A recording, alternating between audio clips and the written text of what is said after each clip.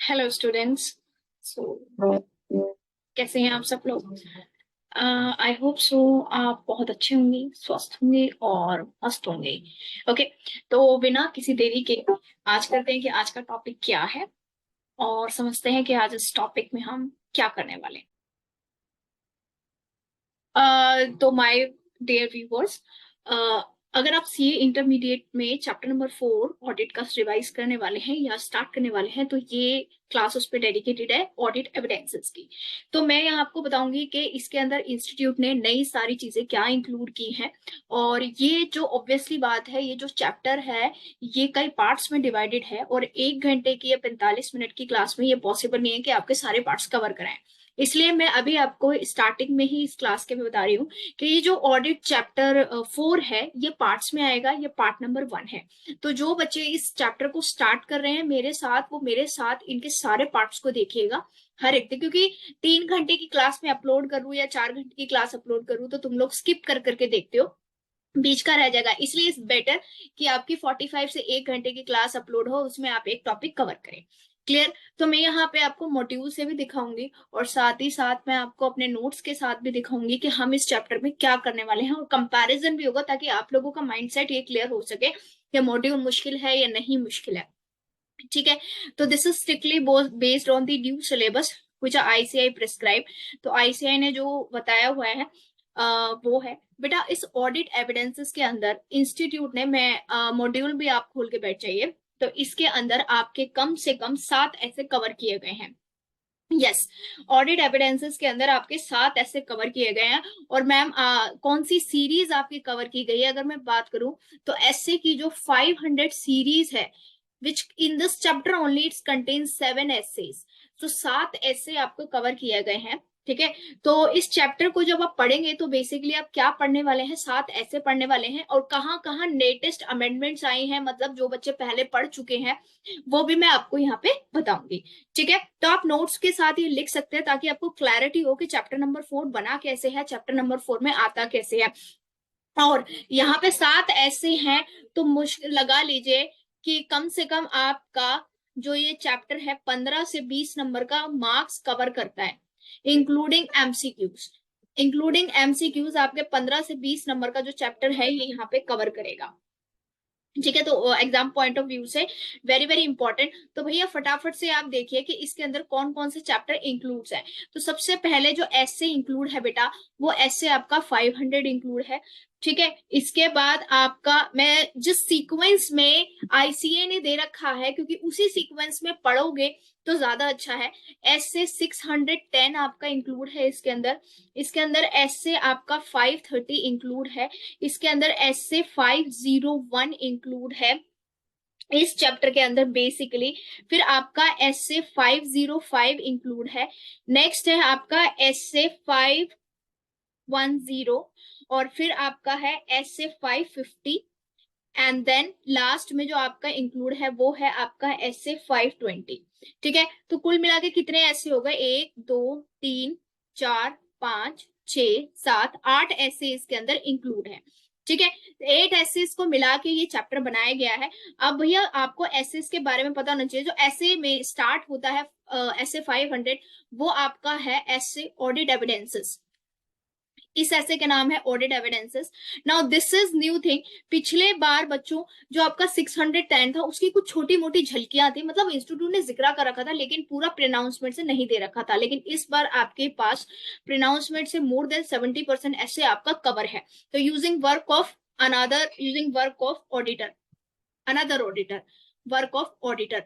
ठीक है, सो यहाँ पे ऐसे 610 जो इसमें इंपॉर्टेंट है, मतलब जो नया इंक्लूड हुआ है। ऐसे 510 जो होता है वो ऑडिट सैम्पलिंग का, पहले भी पढ़ते थे तो जो पहले वाले बच्चे देख रहे हैं वो भी इसको पढ़ना है। ऐसे 501 आता है specific consideration for selected item, specific consideration for selected item in the balance sheet. Specific consideration हम देखेंगे इन्वेंट्री से रिलेटेड ये सारी चीजें।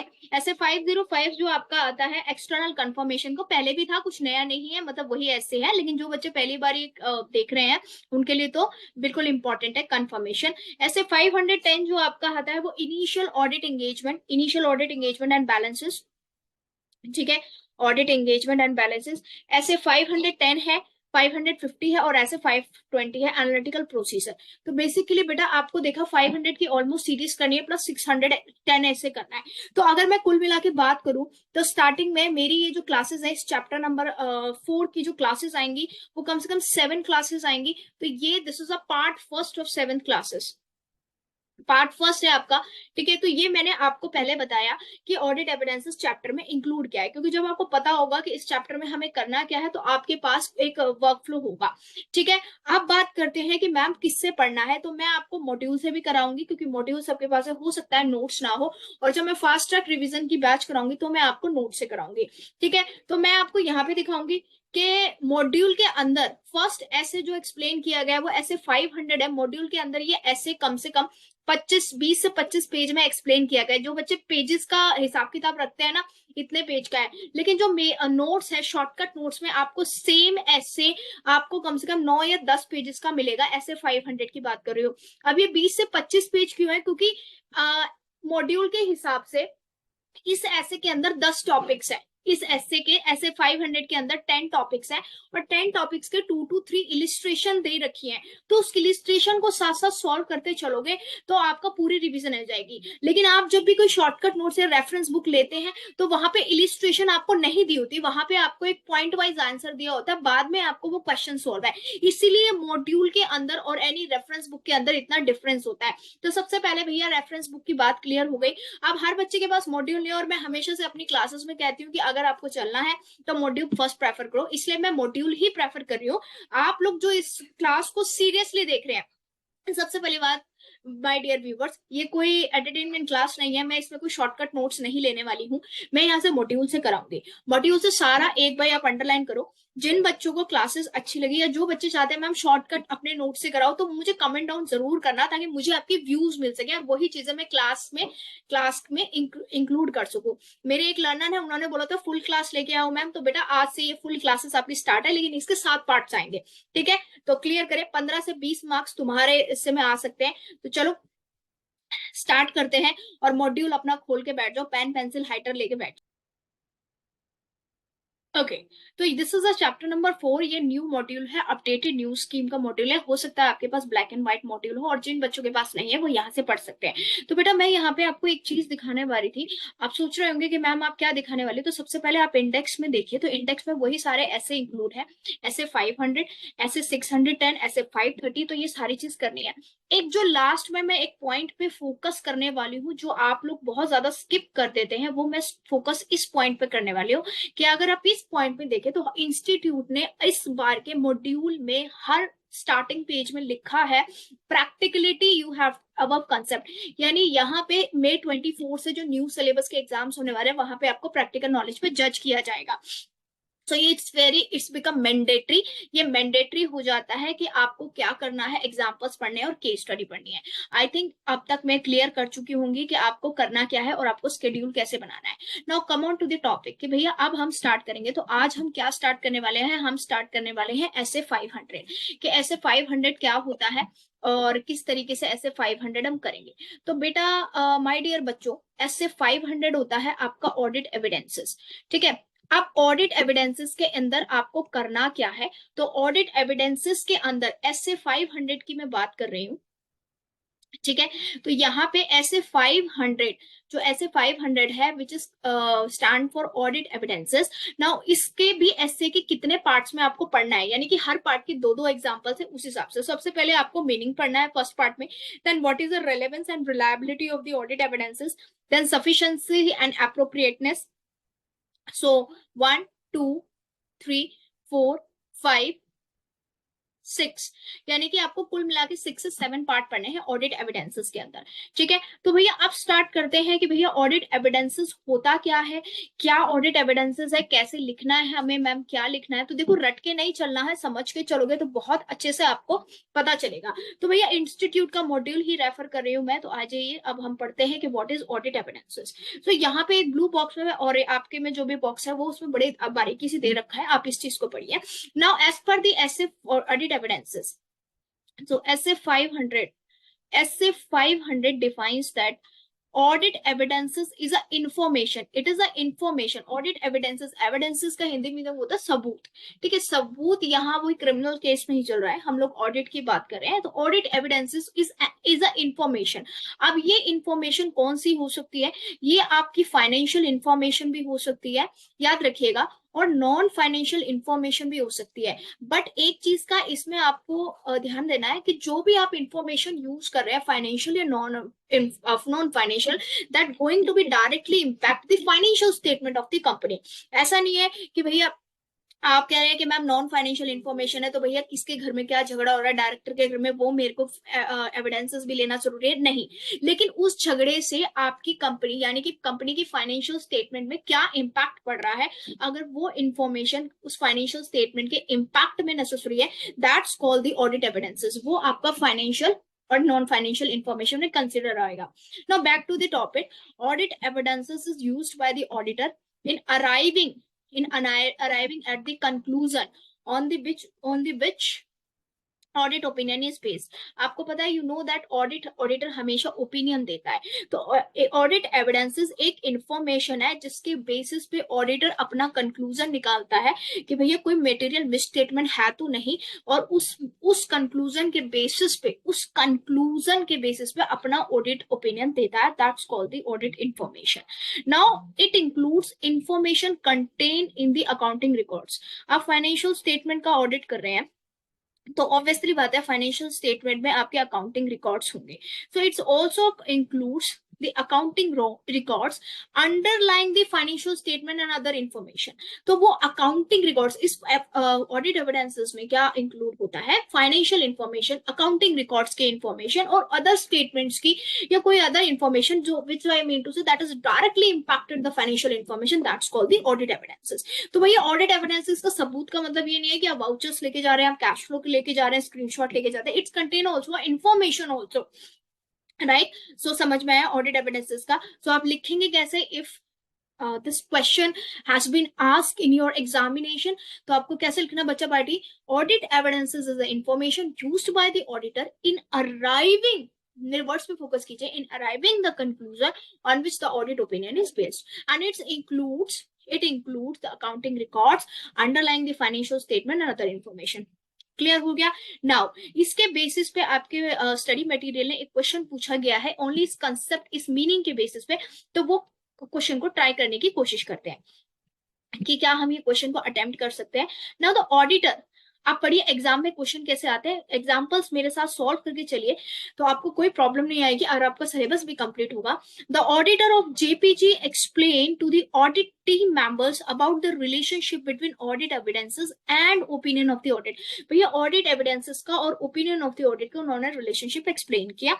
Explain what is the relationship exist between the audit evidences and opinion of the audit. तो भैया ये आपसे क्या पूछ रहा है कि आपको ये बताना है कि what is the relationship between, so relationship क्या कहता है, ऐसे 500 क्या कहता है, answer would be audit evidences is the information which is used by the auditor in arriving the conclusion on which the audit opinion based. जिसके ऊपर भैया ऑडिट एविडेंसेस एक इंफॉर्मेशन है जो भी ऑडिटर यूज करता है कंक्लूजन ड्रॉ करने के लिए, उस कंक्लूजन के ऊपर ऑडिटर का ओपिनियन बेस्ड होता है। अब कंक्लूजन क्या निकला कि मटेरियल मिस स्टेटमेंट है, मेरी बात सुनो, ऑडिटर ने एक इंफॉर्मेशन यूज करी, फाइनेंशियल और नॉन फाइनेंशियल, ये इंफॉर्मेशन क्या है बच्चा, ऑडिट एविडेंसेस, राइट, उसने ऑडिट एविडेंसेस की इंफॉर्मेशन यूज करी।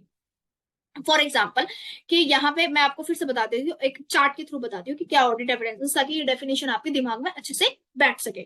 तो भैया ऑडिटर ने क्या किया, एक फाइनेंशियल स्टेटमेंट्स भी लेजर लिया और प्लस एक गुप्त इंफॉर्मेशन मिली कि यहाँ पे फ्रॉड हो रहा है। Now this is called the audit evidences.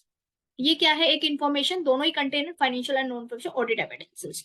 अब ये ऑडिटर ने ये इंफॉर्मेशन यूज करी और एक कंक्लूजन, इन इंफॉर्मेशन को यूज करके एक कंक्लूजन ड्रॉ किया। कंक्लूजन क्या निकला कि there is a risk of material misstatement, यानी कि कुछ ना कुछ गड़बड़ी है। तो भैया ऑडिट एविडेंसेस को यूज करके एक कंक्लूजन निकला कि yes there is a misstatement present, और इस मिसस्टेटमेंट के ऊपर ऑडिटर ने अपना ओपिनियन दिया। क्या ओपिनियन दिया, क्या ओपिनियन दिया, मॉडिफाइड ओपिनियन। आगे जाके पढ़ेंगे ऐसे 700 में। मॉडिफाइड ओपिनियन का मतलब है कि your balance sheet is not a true and fair view. तो समझ में आया कि ये इंफॉर्मेशन किस तरीके से यूज हुई ऑडिट ओपिनियन देने के लिए। Clear, understand, right.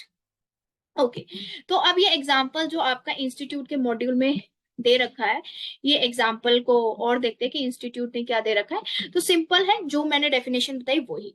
Now the second part, अब इस डेफिनेशन के अंदर और ज्यादा डीपली ये जो दे रखा है, और ज्यादा डीपली अकाउंटिंग रिकॉर्ड्स का मतलब क्या होता है। देखो जो एमसीक्यूज आते हैं ना, एमसीक्यूज इनमें से ही आएंगे। आपने क्या करा, मीनिंग पढ़ लिया, लेकिन आपने ये डीप में नहीं पढ़ा कि अकाउंटिंग में क्या क्या रिकॉर्ड्स इंक्लूडेड है। तो अकाउंटिंग रिकॉर्ड्स में क्या क्या चीजें आती हैं, इनिशियल अकाउंटिंग एंट्री आती है, जर्नल एंट्री आती है, सपोर्टिंग सब्सिडरी बुक्स आती है, purchase return, credit note, requisition note, cheques, electronic fund driven, invoice, invoice आते हैं, कॉन्ट्रैक्ट्स आते हैं, किसी फिक्स्ड एसेट पे आपने कोई कॉन्ट्रैक्ट बेसिस किया, कंसाइनमेंट किया है, तो that thing also includes the in accounting record. Clear. Now next, और क्या क्या चीजें आती हैं, और चीजें आती हैं आपके जर्नल, सब्सिडरी लेजर, तो अकाउंटिंग रिकॉर्ड्स में ये चीज आती है। नाउ सेकंड जो कीवर्ड था, अगर आपको डेफिनेशन थोड़ी सी अभी याद है, आप अपने मॉड्यूल में देखिए, सेकंड डेफिनेशन होती है कि बेटा अदर इन्फॉर्मेशन। अदर इन्फॉर्मेशन का मतलब क्या होता है कि जब कंपनी की एनुअल जर्नल मीटिंग होती है तो मिनट्स बनाए जाते हैं। कंपनी की एनुअल जर्नल मीटिंग होती है तो मिनट्स बनाए जाते हैं, तो वो मिनट्स की इन्फॉर्मेशन, कोई ट्रेड रिसीवेबल है, कोई रिटर्न कंफर्मेशन मिली है। नाउ रिटर्न कंफर्मेशन जो यहाँ पे है वो ऐसे 505 से डील करती है, लेकिन कोई रिटर्न कंफर्मेशन मिली है, कि रिटर्न कंफर्मेशन का मतलब क्या है कि यस वी रिसीव्ड और वी डोंट रिसीव्ड, और 80% वी रिसीव्ड और 20% we don't receive, that's called the return confirmation. Now trade payables और ट्रेड रिसीवेबल्स में, राइट। नाउ अब बहुत से बच्चों को कंफ्यूजन होगा, मैम ट्रेड पेबल्स और क्रेडिटर्स में क्या डिफरेंस है। बेटा trade payables is a combination of creditors as well as bills payable. So bills payable और creditors का combinations को बोला जाता है trade payables. तो आपके financial statements में अगर creditors नहीं दे रखे लेकिन trade payables दे रखे हैं तो उसके अंदर वो चीज include होगी. And same go with trade receivables. Trade receivables means debtors plus B R. Clear. तो यहाँ पे दो चीजें क्लियर होगी, accounting records and other records का मतलब क्या होता है। अगर बिल्कुल क्लियर हो गई है तो बिल्कुल लाइक का बटन लाइक प्रेस कर देना और शेयर भी कर देना अगर आपको अच्छे से दिमाग में बैठ रहा है। ठीक है। यस बेटा, मैं सिर्फ यहाँ पे रीडिंग कराने नहीं आई हूँ, क्योंकि रीडिंग तो आप लोग खुद कर सकते हैं, आपकी इंग्लिश इतनी अच्छी है, आप इंग्लिश पढ़ पा रहे हैं। मैं सिर्फ रीडिंग करा के उसका हिंदी में मतलब नहीं बताना चाहती, क्योंकि यहाँ वो चीज तो आपको हमेशा मिल जाएगी, लेकिन मैं आपको इसके पीछे की अंडरस्टैंडिंग बता रही हूँ कि एग्जैक्टली व्हाट, क्योंकि एक्सपर्टाइज नॉलेज होगी तभी दुनिया का कोई भी क्वेश्चन आ जाए ऑडिट से किधर भी आप उसको अटेम्प्ट कर सकते हैं। ठीक है। Now the thing is, now the next in the audit evidences, audit evidences के अंदर जो नेक्स्ट चीज आती है वो आती है कि कितने टाइप्स के ऑडिट एविडेंसेस होते हैं। नाउ कितने टाइप्स के ऑडिट एविडेंसेस होते हैं, तो ये चार्ट से हम पढ़ेंगे जो इंस्टीट्यूट ने बहुत बारीकी से दे रखा है आपका। क्या चार्ट कह रहा है ये, there are audit evidences are divided into two parts. Audit evidences दो पार्ट्स में डिवाइडेड है, एक उस पे नेचर पे, एक ऑडिट एविडेंसेस का नेचर कैसा है, विजुअल है, कोई पिक्चर है जिसमें आपने क्लिक किया है जो दिख रहा है, फाइनेंशियल स्टेटमेंट है, ओरल है, ओरल मतलब एक्सटर्नल का इन्फॉर्मेशन जो रिटर्न नहीं है, आपको कोई इन्फॉर्मेशन मिली है कि हमारा ये डेटर है ना। डॉक्यूमेंट्री का मतलब क्या होता है, रजिस्ट्री है, वहां पे कोई आपका विजुअल नहीं चलता है बट आपकी डॉक्यूमेंट लीगल है, तो डिपेंडिंग अपॉन द नेचर। तो यहाँ पे ये एमसीक्यूज में क्वेश्चन आ सकता है, depending upon the nature. Now depending upon the source, कहाँ से ऑब्टेन किया है ऑडिटर ने ऑडिट एविडेंसेस। इंटरनल का मतलब होता है with in the company, company के एम्प्लॉय से बात की है, कंपनी के मैनेजमेंट से बात की है, कंपनी के एमपीआई से बात की है। ठीक है। एक्सटर्नल का मतलब होता है कंपनी के आउटसाइड, यानी डेटर से, बैंक से कोई इन्फॉर्मेशन मिली है, गवर्नमेंट से कोई इन्फॉर्मेशन मिली है, दैट्स अपॉन द रिसोर्स। तो समझ में आया बच्चा पार्टी, टू टाइप्स के ऑडिट एविडेंसेस होते हैं, एक होता है depending upon the nature and दूसरा होता है डिपेंडिंग अपॉन द सोर्स। अब थोड़ा सा और डिटेल में जाके पढ़ते हैं, एक रीडिंग लेते हैं कि ये क्या कह रहा है। तो depending upon the nature, so what you mean by the visual. Visual का मतलब क्या होता है कि विजुअल जो एक्सपीरियंस ऑडिटर खुद करता है, फिजिकल वेरिफिकेशन उसने जाके खुद देखा है और काउंटिंग किया है, या फिर क्लाइंट के स्टाफ ने करवाया क्लाइंट के स्टाफ के साथ, तो that's called the visual. Visual में पिक्चराइजेशन नहीं लिख लेना, विजुअल खुद देखा है भैया, क्लाइंट बोल रहा है कि यहाँ पे कैश की कमी है, तो ऑडिटर ने जाके या ऑडिटर के आर्टिकल ने जाके देखा है, that's called the visual.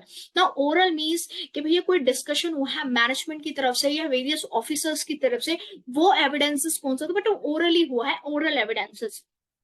Now what do you mean by the documentary? तो डॉक्यूमेंट्री में मैंने आपको बोला है कि जैसे कि रजिस्ट्री है, लोन सर्टिफिकेट्स है, सेल्स बिल्स है, वाउचर्स है, इनको डॉक्यूमेंट प्रॉपरली, डॉक्यूमेंट का मतलब होता है एक रिटर्न रिकॉर्ड, वो रिटर्न रिकॉर्ड पूरा देखा है। विजुअल समझ में आया? Physical counting of inventory, documentary का मतलब क्या होता है? Return record.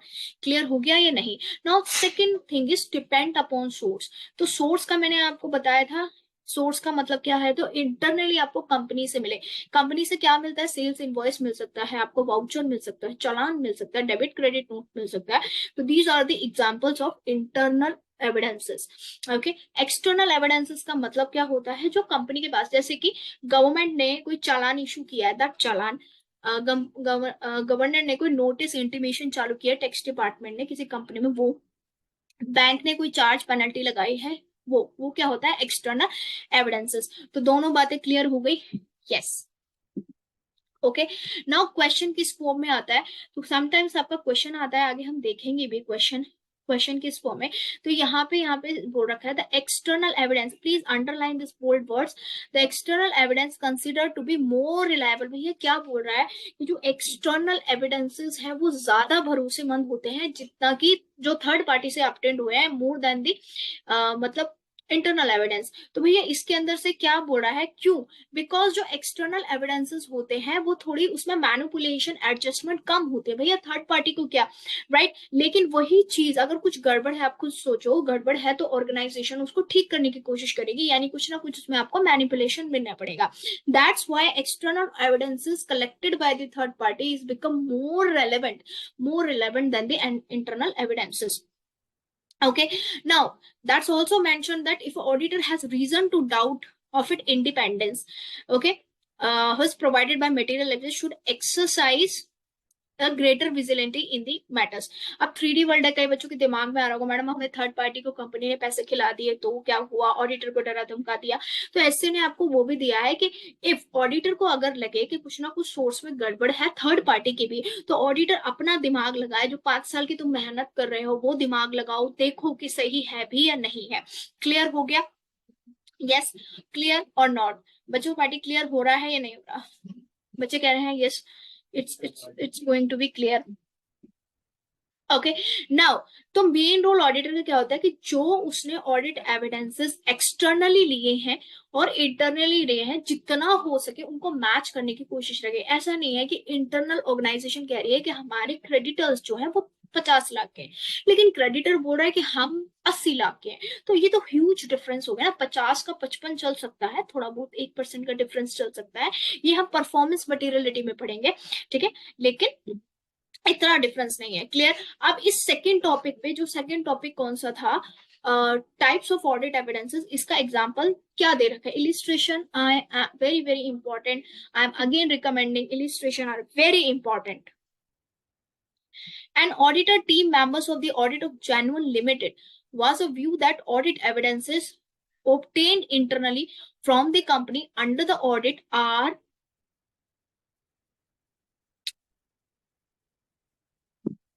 continue with the question, are more internally audit evidences are more appropriately appropriate from the reliability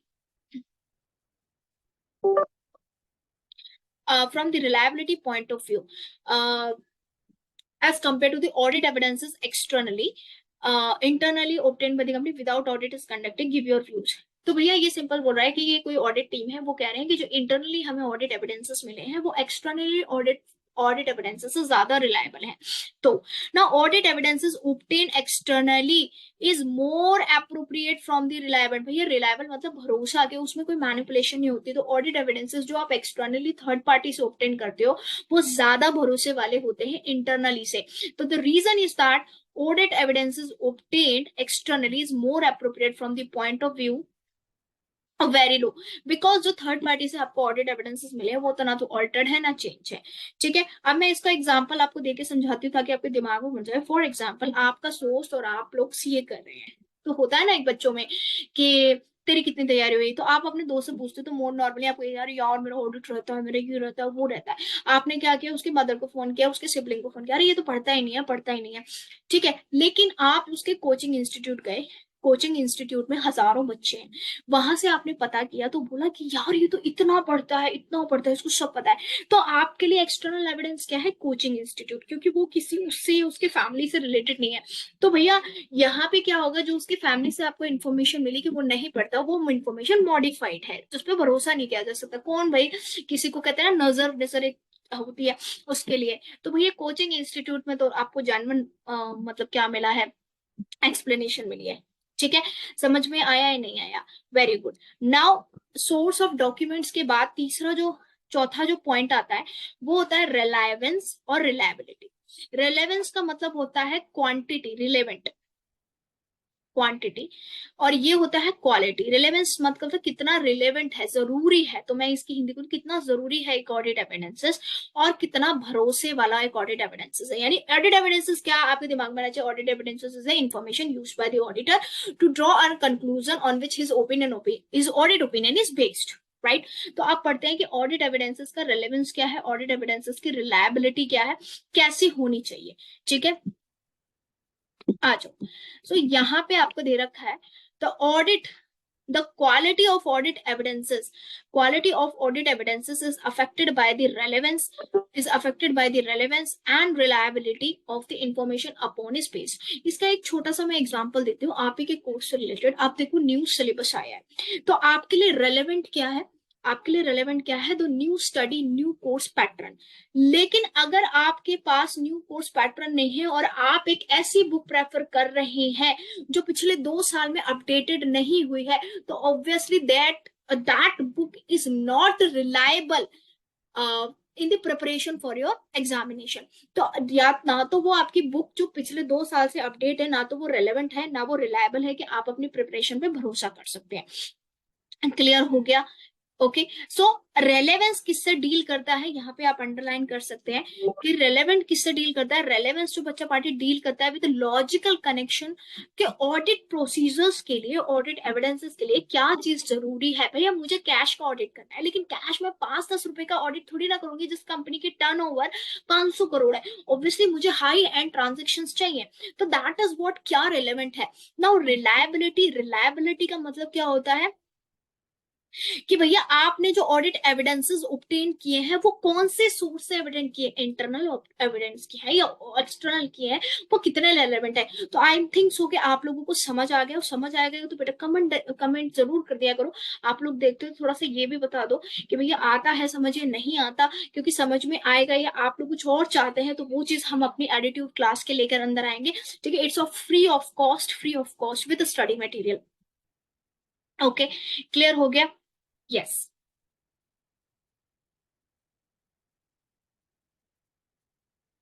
चलिए नेक्स्ट करते हैं। नाउ रेलेवेंस की definition, it deals with the logical connection, ये हमने पढ़ा। अब एग्जांपल पढ़ो, एग्जांपल कई बार आता है। If the purpose of the audit procedure is to test the overstatement in the existence of valuation payable, भैया अकाउंट पेबल है, यानी कि अकाउंट क्रेडिटर्स वाले अकाउंट पेबल है, और आपको इसकी ओवर स्टेटमेंट की एग्जिस्टेंस चेक करनी है। तो भैया आप अपना उसी हिसाब से ओवर स्टेटमेंट की आपको देखनी है, तो आप क्रेडिटर का बैलेंस चेक करेंगे, आप परचेज का बैलेंस चेक करेंगे। आप ऐसा थोड़ी ना है कि अकाउंट्स पेबल के लिए आप डेटर्स या सेल्स को उठाएंगे। That is not relevant for your audit of accounts payable. तो अकाउंट्स पेबल किससे रिलेट करता है? क्रेडिटर से और परचेज से। तो you will check that audit evidences. Clear? Now now the next thing is mentioned here, a given set of audit procedure may provide audit evidences that is relevant to certain assertion but not other. For example, inspection of documents related to the collection of receivable after the period and provide audit evidences regarding existing and valuation but not necessary for the cut off. now इसके अंदर cut off का मतलब क्या होता है? Cut off का मतलब होता है कि आप एक मतलब आप अकाउंट्स रिसीवेबल चेक कर रहे हैं 1 अप्रैल से लेकर 31 मार्च ऑफ द ईयर, लेकिन उसके अंदर कई जो इंक्लूड्स है ना वो बिफोर 1 अप्रैल कोई पर्टिकुलर ईयर से उससे पहले से भी इंक्लूड है। That is not relevant. So जो आप ऑडिट प्रोसीजर्स करेंगे, एक कट ऑफ जो आपने निकाली है, अब ये कट ऑफ क्यों जरूरी होती है? 12 महीने का ऑडिट भी होता है, इंटरनल इंटरिम ऑडिट भी होता है, 6 मंथ्स का ऑडिट भी होता है, क्वार्टरली ऑडिट भी होता है। तो जिस कट ऑफ के लिए जो ट्रांजेक्शन जो इंपॉर्टेंट है आप उसी को चेक करेंगे as an auditor. Okay. Now मैंने ये आगे हम पढ़ेंगे what is test of control. तो यहाँ पे आप टेस्ट ऑफ कंट्रोल को समझिए कि इंटरनल कंट्रोल्स, कंपनी के पॉलिसी या कंट्रोल, इंटरनल कंट्रोल्स को भी तो चेक करना पड़ता है कि आपके इंटरनल कंट्रोल्स यानी मैनेजमेंट ने जो पॉलिसीज बनाई है, मैनेजमेंट ने जो भी प्रोसीजर्स बनाए हैं, वो कितना ऑपरेट कर रहे हैं, कितना इफेक्टिवली ऑपरेट कर रहे हैं। अब भैया 3 महीने जब नई नई पॉलिसी आई तो सब लोग उसका पालन करते थे, लेकिन 3 महीने के बाद कोई भी उसको इफेक्टिवली यूज नहीं कर रहा है। It means your control are weak after the 3 months of the implementation. तो आपको कंट्रोल्स को भी चेक करना है, क्योंकि कंट्रोल जितने बढ़िया होंगे उतना ही आपका audit evidence sufficient and reliable होगा। अंडरस्टूड और नॉट? समझ आ रहा है या नहीं आ रहा?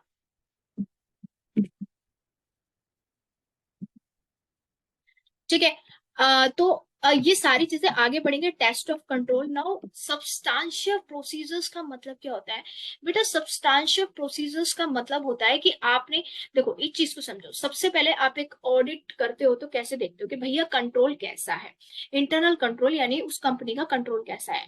तो आपने टेस्ट ऑफ कंट्रोल किया, टेस्ट ऑफ कंट्रोल के बाद आपने पाया कि टेस्ट कंट्रोल्स ठीक नहीं है, तो आप फिर डिटेल्स में चेक करते हो। जब मैं डिटेल्स की बात करूं, यानी कि एक आइटम में फाइनेंशियल स्टेटमेंट के हर एक आइटम को डिटेल्स में चेक करने का प्रोसीजर, ऑडिट एविडेंसेस कलेक्ट करने का प्रोसीजर, यानी कि वाउचर्स कलेक्ट कर रहे हो, क्रेडिट नोट कलेक्ट कर रहे हो, वैल्यूएशन रजिस्टर चेक कर रहे हो, that's called the audit substantial procedures, right. तो सब्सटैंशियल प्रोसीजर कौन डिजाइन करता है? ऑडिटर डिजाइन करता है। ऑडिटर, सब्सटैंशियल प्रोसीजर्स का मतलब होता है ऑडिटर के काम करने के तरीके, जो कि वो डिटेल में हर एक आइटम्स को चेक कर सके, उसको बोला जाता है सब्सटैंशियल प्रोसीजर। तो ये किस चीज में चेक करेंगे? रेलेवेंस में, राइट। सेकंड क्या होता है? रिलायबिलिटी। रिलायबिलिटी का मतलब क्या होता है? भरोसेमंद, reliable.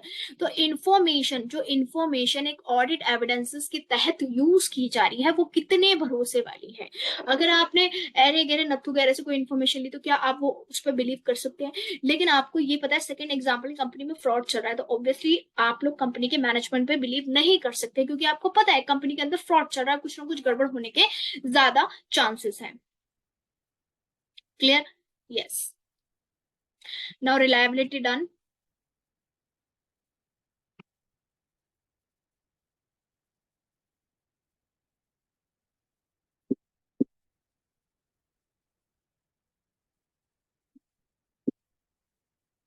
Okay.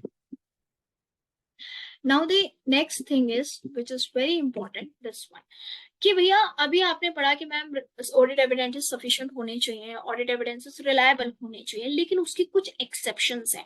Now exceptions are very, while recognizing that exceptions, अभी आपकी ऐसे क्या बोलता है कि ऑडिट एविडेंसेस ऑडिटर जो कलेक्ट करता है on the basis of relevancy, on the basis of reliability, उसकी कुछ एक्सेप्शंस होती हैं। अब वो एक्सेप्शंस रिलायबिलिटी की क्या है जो हमें एक ऑडिटर को माइंड में सेट करनी चाहिए कि क्या एक्सेप्शंस है। तो कौन कौन से एक्सेप्शन है, लेट्स रीड। ठीक है। फर्स्ट एक्सेप्शन क्या है बच्चों लोग? The reliability of audit evidences, the reliability of audit evidences is increase. भैया when it is occur from independent source of the auditee, भैया भरोसा इंक्रीज हो जाता है, यानी कि वो जो ऑडिट एविडेंसेस कलेक्ट किया है ऑडिटर ने, वो ज्यादा रिलायबल होता है जब वो थर्ड पार्टी से या आउटसाइड पार्टी से इंक्रीज होता है। फॉर एग्जाम्पल, किसी मैनेजमेंट में फ्रॉड चल रहा है, किसी मैनेजमेंट में फ्रॉड चल रहा है, तो भैया आपको पता है कि मैनेजमेंट में फ्रॉड चल रहा है, इस कंपनी के अंदर फ्रॉड चल रहा है, तो मैनेजमेंट कोई भी इंफॉर्मेशन देगा वो रिलायबल नहीं होगी। लेकिन आप उस रिलेटेड इंफॉर्मेशन की ऑडिट एविडेंसेस या इंफॉर्मेशन किसी थर्ड पार्टी से करते हो, तो थर्ड पार्टी को क्या इन्वॉल्वमेंट, राइट। तो ये एक्सेप्शन है। Now second, the reliability of audit evidences is generally important है, इसके अंदर क्वेश्चंस आते हैं, तो आप इसको ध्यान में रखिएगा। The reliability of audit evidences is generated internally increased when related internal controls. So भैया audit evidences की reliability तब और increase हो जाती है जब आपके internal control क्या होते हैं, effective होते हैं and efficient होते हैं। तो आपको पता है कंपनी का हर चीज एक प्रोसेस में फॉलो होता है इंटरनल कंट्रोल में, तो obviously the reliability for that audit evidences is increased more. Now audit evidences obtained directly by the auditor. अब जो थर्ड पॉइंट क्या है, जो audit evidences directly auditors obtain करता है वो ज्यादा रिलायबल होते हैं जब जो उसको मैनेजमेंट देता है।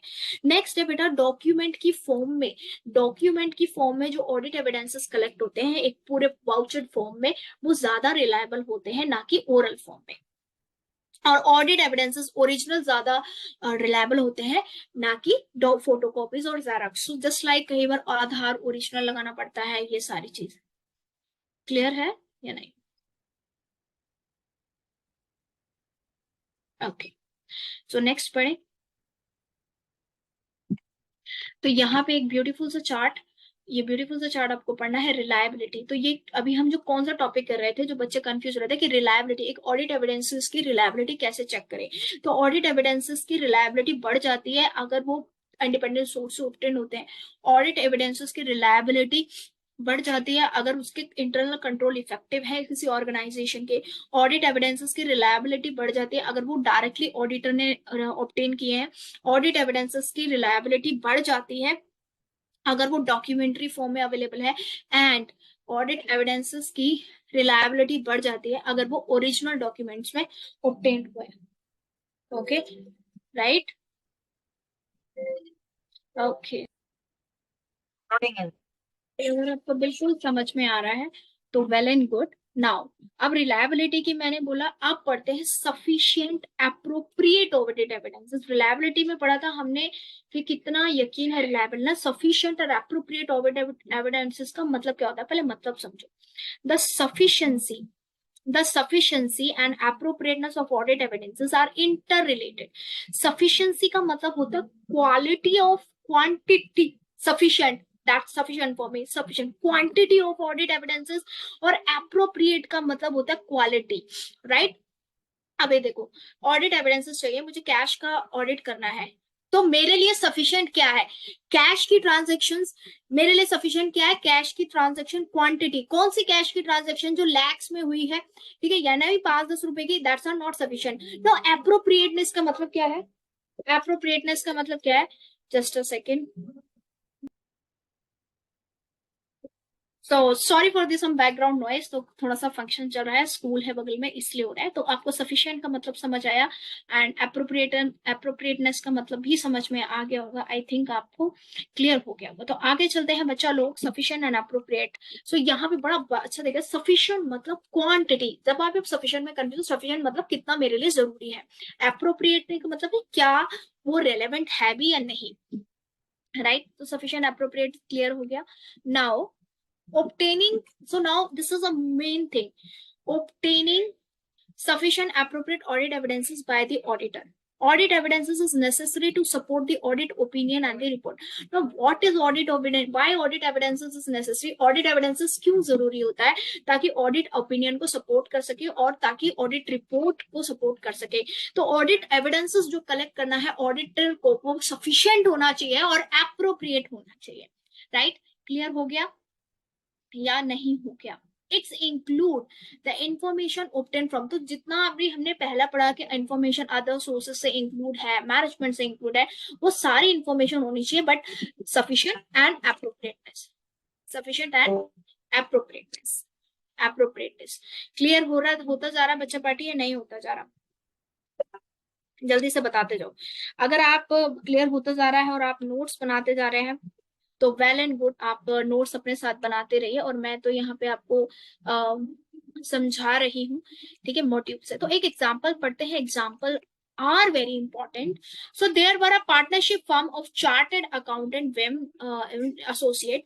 Mr. One M partner, while explaining to his audit team members about importance of audit evidences, informed them about sufficiency and appropriateness of audit evidences. Mr. A was one of the member of audit team of VM Limited, was view that sufficiency of audit evidence means simplicity of audit evidences.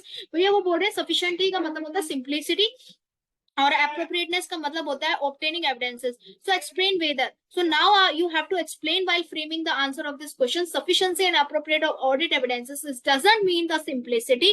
Doesn't mean a simplicity, right? Okay. So we'll So that's how the question will come to you in your exam. I hope so कि आपको example और illustration भी मैं साथ साथ cover करा रही हूँ, तो आपको एक्स्ट्रा एफर्ट्स डालने की जरूरत नहीं है, प्रोवाइडेड कि आपने जो क्लास थी वो बहुत बढ़िया तरीके से ले रहे हो आप क्लास, तो आपको बहुत सारी चीजें कवर अप हो जाएंगी।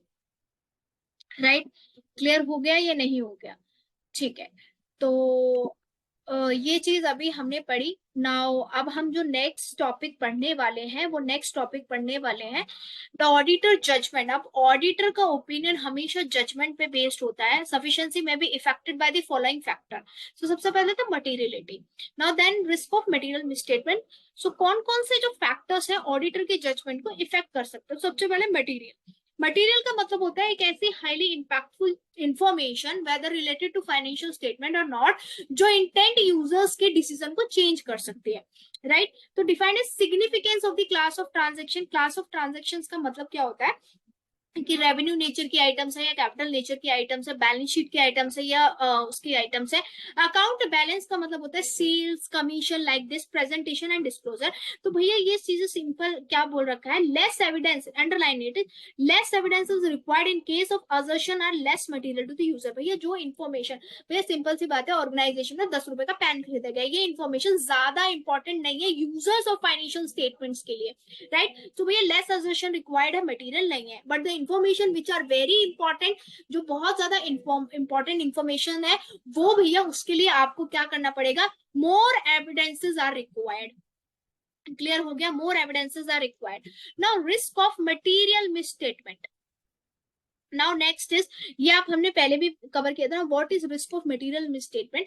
It may be defined as, what it may be defined as, what is the risk of material misstatement? So it may be defined as risk that financial statement are material misstated prior to the audit. This includes components. So यहाँ पे last session हमने पढ़ा था, जिन बच्चों ने video नहीं देखी वो पिछले देख सकते हैं। इनहेरेंट रिस्क, छुपा हुआ रिस्क और control risk. Inherent risk means कुछ ना कुछ रिस्क इनहेरेंट छुपा होता है, मतलब कैलकुलेशन वगैरह का। कंट्रोल रिस्क का मतलब होता है इंटरनल कंट्रोल्स वीक होने की वजह से रिस्क जो ओपिनियन होता है कि फाइनेंशियल स्टेटमेंट ऑडिटर को लगता है मटेरियल मिसस्टेटेड है बट एक्चुअली में वो नहीं है, that's called the risk. Right, size and population. Size and population का मतलब है कि जो ऑडिट एविडेंसेस जो सैंपल साइज से निकाला जा रहा है उसका साइज क्या है, उसका कैरेक्टरिस्टिक्स क्या है। ठीक है, क्लियर हो गया या नहीं हो गया? जल्दी से बताओ। ठीक है, तो अब तक हम करते आ रहे हैं, तो अब हम पढ़ने वाले हैं सोर्स ऑफ ऑडिट एविडेंसेस। कौन कौन से ऑडिट एविडेंसेस के सोर्सेज अवेलेबल हैं, कौन कौन से ऑडिट एविडेंसेस के सोर्सेज अवेलेबल है, that will going to, okay. So the 1.6 topic is source of audit evidences. तो हमने अभी पढ़ा था कि auditor needs to collect the audit evidences. अब ऑडिटर कहाँ से ऑडिट एविडेंसेस को कलेक्ट करेगा, तो किस तरीके से कलेक्ट करेगा? So the first thing is some audit evidences is obtained by performing audit procedure to test the accounting records. यानी अकाउंटिंग रिकॉर्ड से रिलेटेड कुछ ऑडिट एविडेंसेस चाहिए। ऑडिट एविडेंसेस बोले तो कोई वाउचर्स चाहिए, कोई कंफर्मेशन चाहिए। ठीक है, तो उसके लिए ऑडिटर को क्या परफॉर्म करना पड़ता है, ऑडिट प्रोसीजर्स। ना ऑडिट प्रोसीजर्स कौन कौन से होते हैं? तो ऑडिट प्रोसीजर बहुत सारे टाइप्स के होते हैं। So first one is analysis and review. Analysis करना है, देखना है या रिव्यू करके देखना है। सेकंड क्या है आपका, performing procedures, re-perform procedure followed in the financial reports process. Right, so reperformance करना है फाइनेंशियल रिपोर्टिंग प्रोसेस का मतलब प्रॉफिट निकाला है मैनेजमेंट ने, दोबारा से अगर डाउट है तो कैलकुलेट करके देखना है। And reconciling the related type of application and reconciling. So these so sources of audit evidences. तो किस तरीके से ऑडिट एविडेंसेस आपको निकालने हैं। Okay, now the next topic is for example, इसका एग्जाम्पल पढ़ो। Collaborating information obtained from sources independent identity में increase the assurance auditor obtains. Collaborating का मतलब है कुछ ऑडिटर को मैनेजमेंट के थ्रू से ऑडिट एविडेंसेस मिले हैं, कुछ उसने खुद कलेक्ट किए, दोनों को मिला के एक परफेक्ट ऑडिट एविडेंसेस पे जाता है। ठीक है, और उसको कहाँ से चेक कर सकता है, अकाउंटिंग रिकॉर्ड से, मिनट से, मीटिंग से। राइट, तो अब ये था। अब जो नेक्स्ट टॉपिक है that is important audit procedure to obtain. अब ये क्या है, अभी तक हमने पढ़ा कि ऑडिट एविडेंसेस कहाँ से आने चाहिए, ऑडिट एविडेंसेस कैसे। नाउ ऑडिटर क्या ऐसे ऑडिट प्रोसीजर परफॉर्म करेगा ऑडिट एविडेंसेस के लिए। तो ऑडिटर को बेटा दो तरीके से ऑडिट एविडेंसेस कलेक्ट करने होते हैं, ठीक है। किस तरीके से, स्टेप बाय स्टेप पढ़ेंगे किस तरीके से ऑडिट एविडेंसेस एक ऑडिटर कलेक्ट करेगा। किस तरीके से मतलब क्या है, तो सबसे पहले जो आता है, आप एक बात कीजिए, आप किसी एंटिटी में जाते हैं, किसी भी एंटिटी का आप ऑडिट करते हैं, तो सबसे पहले आप क्या करेंगे, अपने रिस्क असेसमेंट प्रोसीजर्स करेंगे। रिस्क असेसमेंट प्रोसीजर मतलब आपको लगता है बीइंग एन ऑडिटर के फाइनेंशियल स्टेटमेंट में कुछ भी रिस्क हो सकता है, मटेरियल मिसस्टेटमेंट, तो आप उसका एक्सेस करेंगे। एक्सेस प्रोसीजर्स मतलब कि आप इंक्वायरी कर सकते हैं, इंस्पेक्शन कर सकते हैं, रिकैलकुलेशन कर सकते हैं, पूछ सकते हैं। रिस्क असेसमेंट प्रोसीजर्स के बाद एंड है इंटरप्रिटेशन ऑफ स्टैट्यूट मतलब कॉम्बिनेशन। इसके बाद आप क्या करेंगे, आपको लगता है कि इंक्वायरी करते टाइम मुझे कुछ ना कुछ गड़बड़ मिली है, तो आप उसके बाद फर्दर ऑडिट प्रोसीजर्स करेंगे। फर्दर ऑडिट प्रोसीजर्स में दो टाइप्स के होते हैं। सबसे पहले आप कंट्रोल चेक करेंगे। टेस्ट ऑफ कंट्रोल का मतलब होता है इंटरनल कंट्रोल्स को चेक करेंगे। इंटरनल कंट्रोल्स को चेक करने के बाद आप फाइनेंशियल स्टेटमेंट में डीप में जाएंगे और हर एक आइटम को चेक करेंगे। तो मैं चार्ट के बनाने की बात करूं तो यहाँ पे आपके दो टाइप के ऑडिट प्रोसीजर है। फर्स्ट स्टेप है risk assessment procedures. Risk assessment procedure में इंक्वायरी, इन्वेस्टिगेशन, ये सारी चीजें आती हैं। रिस्क असेसमेंट प्रोसीजर ऑब्टेन करने के बाद आप क्या करते हैं, further audit procedure FAP। Further audit procedure आपके दो टाइप के होते हैं, एक होता है test of control and test of details. Test of details में भी आपका सब्सटेंशियल प्रोसीजर्स होता है, सब्सटेंशियल प्रोसीजर्स और एनालिटिकल प्रोसीजर। तो आपका ये परफेक्टली ये चार्ट बनता है, ठीक है। तो परफेक्टली आपका ये चार्ट यहाँ पे बनेगा। ओके, तो मैं आपको यहाँ पे चार्ट बना के दिखा रही हूँ कि ऑडिट एविडेंसेस के ऑडिट प्रोसीजर्स कैसे ऑब्टेन होते हैं। आप मेरे साथ बनाइए। ओके, तो रिस्क असेसमेंट प्रोसीजर का आप मेरे साथ चार्ट बनाइए कि ये रिस्क असेसमेंट प्रोसीजर्स आपको कैसे करने हैं, ठीक है। So audit procedure, audit procedures for obtaining audit evidences. क्या क्या ऑडिटर को ऑडिट प्रोसीजर्स करने पड़ते हैं ऑडिट एविडेंसेस कलेक्ट करने के लिए, ठीक है। तो बेटा यहाँ सबसे पहले स्टेप बाय स्टेप, सबसे पहले फर्स्ट नंबर पे जो ऑडिटर को करना होता है वो करना पड़ता है रिस्क असेसमेंट प्रोसीजर्स, ठीक है। Assessment procedure. अब सबसे पहले, इससे भी पहले एक और स्टेप्स होता है, लेकिन वो स्टेप लगे। सबसे पहले जो स्टेप होता है वो ये होता है कि आपको understanding of identity, understanding of entity and its environment, ठीक है। तो आप एक ऑडिटर है, तो फॉर एग्जांपल मैं यहाँ पे इसको कर रही हूँ, ये मिस्टर CA है और इनके पास एक्स लिमिटेड की फाइनेंशियल स्टेटमेंट्स आई हैं ऑडिट के लिए, फाइनेंशियल स्टेटमेंट्स आई हैं ऑडिट के लिए। तो सबसे पहले इनको क्या करना है, ये करेंगे understanding the identity and its environment. Identity के बारे में पूरा जानेंगे, क्या प्रोसेस है, क्या करती है, क्या नहीं। उसके बाद जो नेक्स्ट स्टेप होगा वो क्या होगा, रिस्क असेसमेंट प्रोसीजर्स। अब ये रिस्क असेसमेंट प्रोसीजर्स करेंगे। रिस्क असेसमेंट प्रोसीजर मतलब ये मिस्टर CA के देखेंगे कि इनकी फाइनेंशियल स्टेटमेंट पे कोई ना कोई रिस्क है भी या नहीं। अब ये रिस्क असेसमेंट प्रोसीजर्स कैसे करेंगे, रिस्क को एक्सेस कैसे करेंगे, रिस्क को एसेस कैसे करेंगे, कैसे देखेंगे, एसेस कैसे करेंगे। तो यहाँ पे आप लिखेंगे कैसे करेंगे। फर्स्ट क्या करेंगे, ये इंक्वायरी कर सकते हैं, इंक्वायरी के बाद ऑब्जर्वेशन कर सकते हैं, ऑब्जर्वेशन के बाद एनालिसिस कर सकते हैं, कैलकुलेशन कर सकते हैं, इंस्पेक्शन कर सकते हैं, ठीक है। तो ये कुछ है रिस्क को एक्सेस करने के बाद। अब इन्होंने रिस्क को एक्सेस कर लिया। रिस्क को एक्सेस करने के बाद बच्चों इनको पता चला कि यस कोई ना कोई रिस्क ऑफ मटेरियल मिसस्टेटमेंट है, रिस्क ऑफ मटेरियल मिसस्टेटमेंट है। तो अब ये सेकंड पे क्या करेंगे, फर्दर ऑडिट प्रोसीजर्स। क्या करेंगे, further audit procedure. Further audit procedures ये ऑब्टेन करेंगे। अब फर्दर ऑडिट प्रोसीजर में जो 2 के बाद 3 है, फर्स्ट स्टेप है इनका, 3 में यहां लिख रही हूं test of control, test of control. Next क्या करेंगे, ये टेस्ट ऑफ कंट्रोल यानी कंट्रोल्स को चेक करेंगे। इंटरनल कंट्रोल की बात कर रही हूँ कि ऑर्गेनाइजेशन में पॉलिसीज कंट्रोल कौन हैंडल करता है। कंट्रोल को चेक करने के बाद 4th स्टेप है ये टेस्ट ऑफ डिटेल्स करेंगे।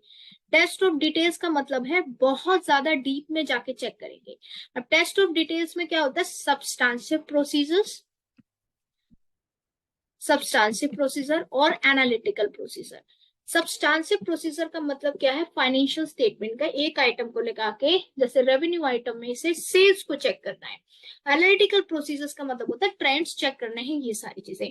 तो ये आपका कुल मिला के ये फर्स्ट है, फर्स्ट। इसके बाद ये होगा, ये ऑडिट एविडेंसेस प्रोसीजर ऑब्टेन करने के बाद अगर कोई risk of material misstatement present होती है तो फर्दर ऑडिट प्रोसीजर करने पड़ते हैं एफएपी। एफएपी के बाद आपको टेस्ट ऑफ कंट्रोल करना पड़ता है, यानी कि इंटरनल कंट्रोल चेक करना पड़ता है, और इंटरनल कंट्रोल चेक करने के बाद टेस्ट ऑफ डिटेल्स चेक करने पड़ते हैं। ठीक है, तो एक बार पॉज करके ये चार्ट बना लो ताकि कंफ्यूज ना हो, 1 2 3 नंबर इसी तरीके से जाना। ठीक है, अब चलते हैं आगे। अब रिस्क असेसमेंट प्रोसेसेस कौन कौन से होते हैं, first inspection, observation, external confirmation, recalculation, reperformance, analytical procedures and inquiry. Remember, investigation नहीं होता, ऑडिटर कभी भी इन्वेस्टिगेशन नहीं करता, क्योंकि इन्वेस्टिगेशन में हर छोटी से छोटी चीज डिटेल में चेक होती है, और भैया वो सीबीआई वगैरह का काम होता है। ओके, क्लियर, करेक्ट हुआ या नहीं हुआ? यस। अब हम इसको जरा और डिटेल्स में पढ़ेंगे कि और डिटेल्स में क्या कहता है। तो ये आपके क्या है, इंस्पेक्शन क्या है, इसमें से क्वेश्चन आते हैं, ऑब्वियसली आते हैं। इंस्पेक्शन का मतलब क्या होता है, inspection means, what do you mean by the inspection? Inspection means examination of records, documents, whether internal or external, paper form, electronic form, or physical examination of the asset. Inspection का मतलब क्या है कि records को examine करना, internal records को check करना, external record को check करना, electronic records को check करना, उनकी reliability check करना, उनका nature check करना. First example, inspection can be use to test of control, यानी कि इंस्पेक्शन किसके लिए यूज होता है, कंट्रोल्स को चेक करने के लिए। आप किसी ऑर्गेनाइजेशन के इंटरनल कंट्रोल्स को चेक कर सकते हैं, तो उनके डॉक्यूमेंट फॉर्म में पढ़ सकते हैं, उसको आप क्या कर सकते हैं, एनालिसिस कर सकते हैं। फॉर एग्जाम्पल, फाइनेंशियल स्टेटमेंट आप इंस्ट्रूमेंट चेक कर रहे हैं, स्टॉक या बॉन्ड का, डिबेंचर सर्टिफिकेट आप चेक कर रहे हैं, तो this is also called the inspection. Clear or not? Inspection clear? Yes. Okay, now the next thing is, inspection के बाद मैं आपको यहाँ पे मतलब बता रही हूँ, आप एक बार जब सेल्फ स्टडी करें तो इसकी आपको प्रॉपर रीडिंग लेनी है। इलस्ट्रेशन करते हैं और उसका सोल्यूशन करते हैं। इलस्ट्रेशन क्या कह रही है, while auditing the books of accounts AB limited for the financial year, the auditor of the company used to audit procedure records to complete a documents of the company were checked in details in order to audit evidences. जब कुछ भी चीज आप checks in detail करते हैं, examine करते हैं, यानी डिटेल में चेक करते हैं, तो उसको इंस्पेक्शन कहा जाता है। तो यहाँ पे पूछा गया है कि ये किसका एग्जाम्पल है, of course this is the example of inspection. तो साथ साथ मैं आपके इंस्टीट्यूट के मटेरियल भी कवर करा रही हूँ, तो आप लोग मेरे साथ कवर कीजिए इस चीज को। नेक्स्ट है आपका ऑब्जर्वेशन। ऑब्जर्वेशन का मतलब क्या है, फिजिकली ऑब्जर्व करना, जैसे कि इन्वेंट्री की काउंटिंग। इन्वेंट्री की काउंटिंग है, ऑब्जर्वेशन का मतलब है दूसरे कैसे काम कर रहे हैं उसको देखना है, यानी कि स्टॉक कैसे रजिस्टर्ड होता है, WIP कैसे काउंट होता है। तो this is the example of observation. Now what is the example of inventory? External confirmation. The third one is external confirmation. तो थर्ड पार्टी से आपको किसी चीज का कंफर्मेशन लेना, that's called the external confirmation. ठीक है, तो एक्सटर्नल कंफर्मेशन की डिटेल हम ऐसे 505 में भी पढ़ेंगे। ठीक है, तो मैं यहाँ पे लिख रही हूँ ऐसे 505, जो इसी चैप्टर का पार्ट है, हम एक्सटर्नल कंफर्मेशन वहां पे भी इसमें से रीड आउट करेंगे। ओके, आफ्टर एक्सटर्नल कंफर्मेशन, तो देखो एक्सटर्नल कंफर्मेशन का एग्जांपल दे रखा है, and examples are the must. The auditor may request a confirmation terms of agreement and transactions with the third parties. Third party banks हो सकती है, गवर्नमेंट हो सकती है, डेटर्स हो सकते हैं, क्रेडिटर्स हो सकते हैं. तो उनसे आप कोई भी चीज डिटेल मांगते हैं, तो that's come in the external confirmation. Now what is the, now again the side agreement, revenue recognition के लिए आपने agreement check किया है, rent agreement check किया है, that's also called the external confirmation. Okay, now the next thing,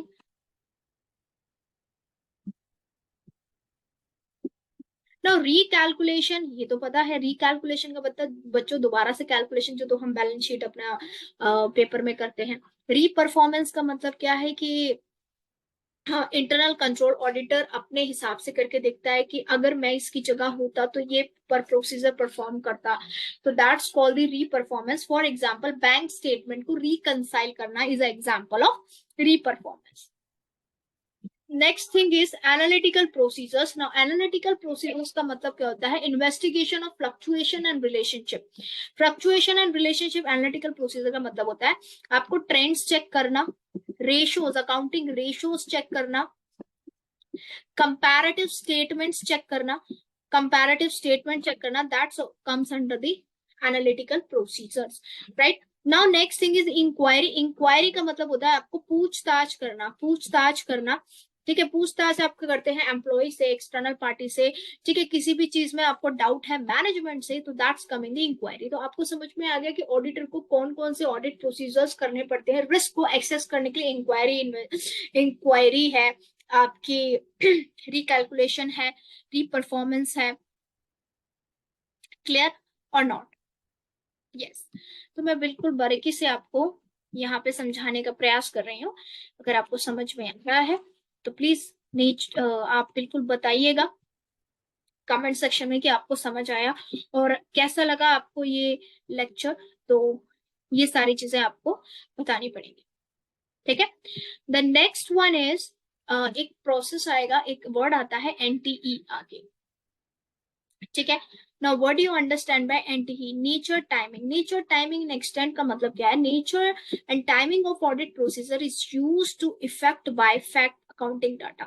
आपने किस time पे अपना कौन सा ऑडिट एविडेंसेस प्रोसीजर यूज किया है, क्या नेचर रहा है, उसकी क्या टाइमिंग रही है. For example, source document such as purchase order and invoices may exist on electronic form.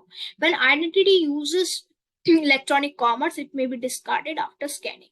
Okay, so एक एग्जांपल दे रखा है सोर्स डॉक्यूमेंट्स जैसे परचेज ऑर्डर, इनवॉइसेस, अगर कोई ई उसमें है तो वो इलेक्ट्रॉनिकली ही यूज होता है. उसका नेचर कैसा है, उसका टाइमिंग कैसा है, कब यूज होने वाला है वो ऑडिट एविडेंसेस. अब रिक्विजिशन रिक्वेस्ट है, वो आप परचेज ऑर्डर करते हैं तभी काम आती है, सेल्स में तो काम नहीं आती ना. That's called. Okay. Now what is risk? तो ये अब ही थे रिस्क असेसमेंट प्रोसीजर. आरएपी की definitions are very very important.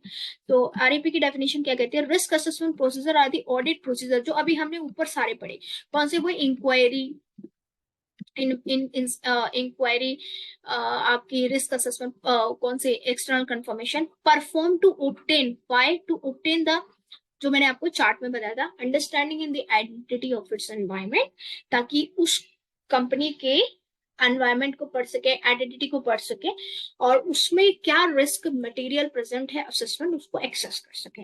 तो वो चार्ट क्लियर, जो मैंने आपको चार्ट दिया था, वो चार्ट क्लियर जो मैंने आपको चार्ट बनाना सिखाया था. Yes. Now the second one is further audit procedure, fab. ठीक है, फैब, फर्दर ऑडिट प्रोसीजर्स. अब फर्दर ऑडिट प्रोसीजर्स के दो पार्ट है, चार्ट को दिमाग में रखिए. सबसे पहले तो test of control and substantial procedure. Now what is test of control? Test of control मतलब ऑडिट प्रोसीजर. कंट्रोल का मतलब क्या होता है? डिजाइन एंड एवलुएट, जो भी ऑडिट प्रोसीजर है. तो आपने कंट्रोल्स को चेक करना है कि इस ऑर्गेनाइजेशन का कंट्रोल कैसा है. उसके लिए आपको ऑडिट प्रोसीजर्स करने हैं, ऑब्जर्वेशन जैसे करनी है कि भैया ये इसका कंट्रोल इफेक्टिव है या नहीं, क्या कंट्रोल वेल इनफ है कि वो मिस स्टेटमेंट को प्रिवेंट कर सके, होने से रोक सके, या डिटेक्ट कर सके, या करेक्ट कर सके. वो होता है internal control. Right? Clear or not? अगर कोई भी डाउट रह गया हो तो कमेंट सेक्शन में जरूर लिखिएगा, मैं आपको इंडिविजुअली उस पर क्लास लेके आऊंगी। और हम कर क्या रहे हैं, हम ऐसे 500 कर रहे हैं। Audit procedures, audit procedure, substantive audit procedure का मतलब होता है डीप में, असर्शन में जाके हर चीज, फाइनेंशियल स्टेटमेंट है, फाइनेंशियल स्टेटमेंट में भी बैलेंस शीट का आपने शेयर्स एंड इक्विटी वाला पार्ट को एनालिसिस किया, that is called the substantive audit procedure. तो ये मैंने आपको ऑडिट प्रोसीजर्स बताए थे, ये आप एक चार्ट देख सकते हैं। Audit procedure, risk assessment procedure, other procedure, test of control, details, तो ये आपके कुछ ऑडिट प्रोसीजर्स हैं। ठीक है, सो नेक्स्ट जो आपका ये जो चैप्टर है अकरेंस, राइट एंड ऑब्लिगेशन, बेटा ये फाइनेंशियल स्टेटमेंट चैप्टर में कंप्लीट होगा। तो इस तरीके से असर्शन और ऑडिट ट्रायल का मैं आपके लिए एक सेपरेट क्लास लेके आऊंगी, तो असर्शन और ऑडिट ट्रायल की। तो यहाँ पे हमारा SC 500 जो आपके लिए अभी फर्स्ट पार्ट है इस क्लास का, वो कंप्लीट होता है। नेक्स्ट क्लास में few more definitions with respect to audit trial जो important है, assertions, ये लेके आऊंगी। ये SC 500, तो ये फर्स्ट क्लास थी चैप्टर नंबर 4 की, जो मैंने आप स्टार्टिंग में आपने देखा था, चैप्टर नंबर 4 की SC 500 की फर्स्ट क्लास है। अगर समझ में आया हो डिटेल्स के अंदर तो कमेंट डाउन जरूर करना, और कौन से सब्जेक्ट्स की आप क्लासेस देखना चाहते हैं। बेसिकली मैं लेती हूँ लॉ, CA फाइनल का भी, CA इंटर का भी, और ऑडिट। ठीक है, तो थैंक यू सो मच। अगर आपको अच्छा लगे तो आप इसको लाइक कर देना, शेयर कर देना और सब्सक्राइब कर देना, ताकि मुझे भी मोटिवेशन मिलता रहे और आपके लिए मैं फ्री कोर्स कंटेंट क्रिएट कर सकूं। Thank you so much for my dear learners, और प्लीज मेरे साथ रेगुलर रहिए। चैप्टर नंबर 4 की 7 से 8 पार्ट्स आएंगे, तो आप उसके साथ रहिए। Okay, thank you.